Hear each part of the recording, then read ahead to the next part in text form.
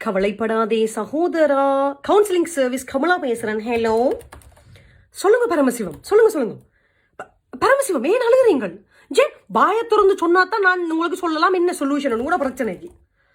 என்ன பல்லு விழுகிற நேரத்துல பிள்ளைகள் உங்களுக்கு பக்கத்துல நிக்கணும் இல்லையோ? ஜே பரமசிவன், அதுக்கு ஒரே ஒரு காரணம் நீங்கள் மட்டும்தான். சரியா?